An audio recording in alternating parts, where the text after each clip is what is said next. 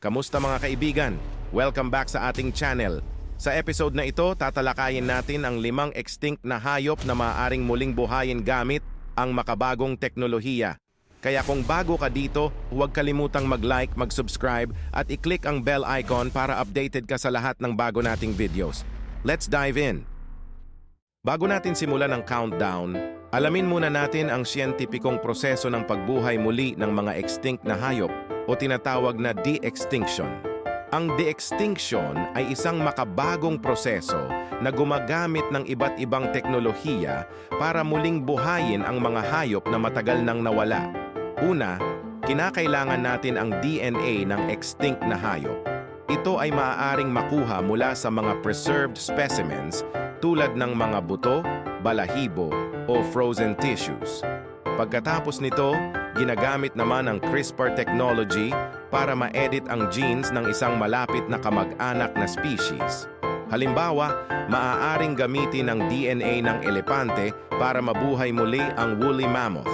Sa cloning naman, ang na-edit na DNA ay ipapasok sa egg cell na wala ng nucleus at pagkatapos ay itatanim ito sa surrogate mother. Kung magtagumpay ang proseso, magkakaroon tayo ng bagong offspring na katulad ng extinct na hayop.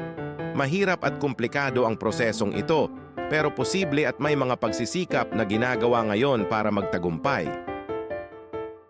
Number 5. Ang dodo bird. Ang dodo ay isang flightless bird na kilala sa kanyang pagiging hindi takot sa mga tao. Ang ibong ito ay nag-umpisang maubos noong 17th century dahil sa overhunting at pagkasira ng kanilang habitat. Pero sa tulong ng genetic engineering, posible itong buhayin muli gamit ang DNA mula sa mga preserved na specimens. Alam nyo ba na may mga research teams na ngayon ang gumagawa ng mga hakbang para makumpleto ang genome ng dodo? Kung magtagumpay sila, posibleng magkaroon tayo ng mga bagong dodo birds sa malapit na hinaharap.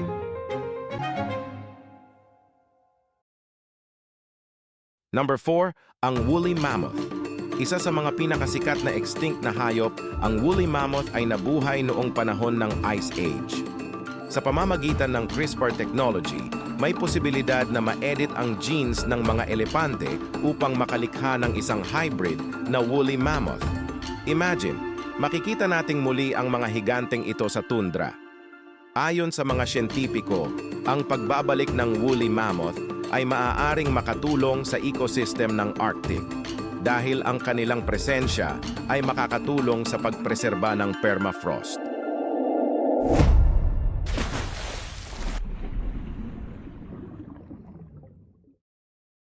Number 3, ang Tasmanian tiger o thylacine. Ang kakaibang marsupial na ito ay na-extinct noong 1936.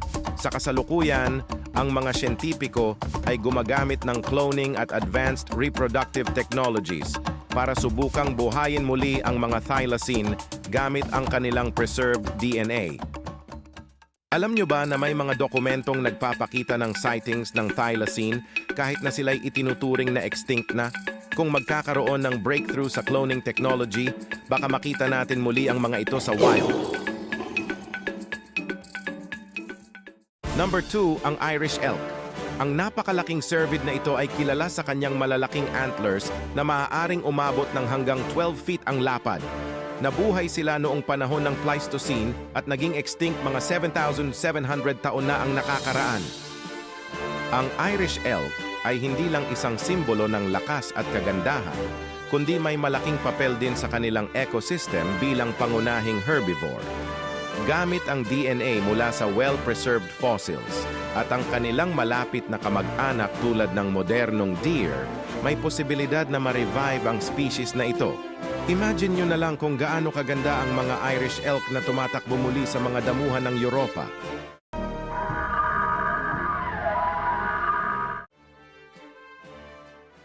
And ang number 1, ang saber-toothed tiger o Smilodon. Ang napakalaking carnivore na ito ay kilala sa kanyang malalaking pangil. Bagamat challenging ang kanilang muling pagkabuhay dahil sa tagal ng kanilang pagka-extinct, may mga siyentipiko na nag-aaral kung paano gamitin ang DNA ng mga pusa at iba pang felines para muling buhayin ang iconic predator na ito. Imagine kung gaano kahalaga ang kanilang muling paglitaw sa pag-unawa natin sa prehistoric life at sa ating kasalukuyang ecosystem. Posible rin itong magbukas ng mga bagong oportunidad sa pag-aaral ng natural history.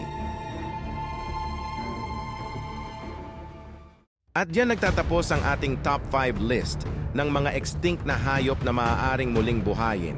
Ano sa tingin nyo ang pinaka-exciting na hayop na muling mabubuhay? I-comment lang sa ibaba ang inyong mga saloobin at huwag kalimutang mag-like at mag-subscribe para sa mas marami pang videos na tulad nito. Salamat sa panonood, hanggang sa susunod, paalam!